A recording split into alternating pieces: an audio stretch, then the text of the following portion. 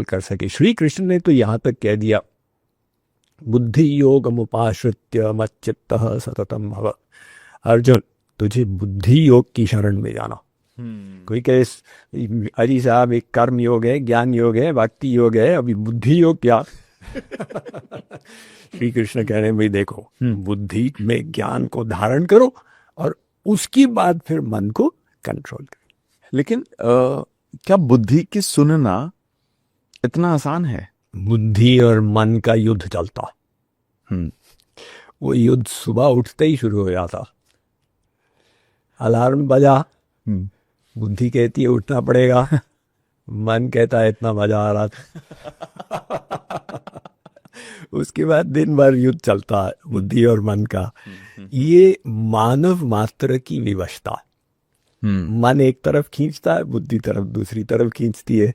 अब जब बुद्धि की जीत हो जाती है तो व्यक्ति जो जरूरी है वो करता, और मन की जीत हो जाती है जिसमें मजा मनुष्य वो करता। तो इसीलिए इसको हमें धीरे धीरे धीरे बुद्धि को सशक्त करना है और मन को ट्रेन करना है। केवल बुद्धि हमको सही बात बताएगी ऐसा नहीं है, गड़बड़ करने वाली भी बुद्धि ही है। अब देखिए, वो बुद्धि अगर गड़बड़ हो गई, बुद्धि में गलत मान्यताएं आ गई, बुद्धि ने कहा कि असली जीवन का मजा तो शराब में है, व्यक्ति बेचारा डूब गया। वो क्यों डूबा? गलत बिलीफ्स के कारण। करेक्ट। तो बिलीफ्स हैं बुद्धि का निश्चय, है ना। इसलिए जो मान्यताएं हैं ये एक हमारे व्यक्तित्व का इम्पोर्टेंट पहलू है। करेक्ट। कहीं भी गलत मान्यता ना बने। तो उसीलिए श्री कृष्ण ने ये तो कहा कि मन मुझे समर्पित कर, साथ ही साथ कहते हैं बुद्धि भी मुझे समर्पित कर। मयि एव मनाधत्स्व मयि बुद्धिम निवेश। इसका मतलब क्या कि जो असली ज्ञान है शास्त्रों का, उसको बुद्धि में धारण कर अर्जुन।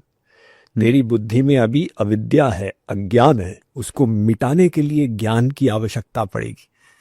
और फिर वो बुद्धि को, इसीलिए हम देखो, हम लोग गायत्री मंत्र का इतना महत्व है ना।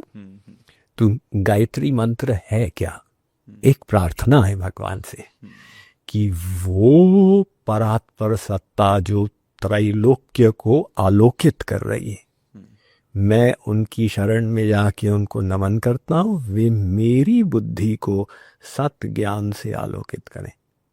क्योंकि अगर बुद्धि सुधर गई तो फिर वो मन को भी कंट्रोल करेगी और हमारी जीवन सही दिशा में चलेगा।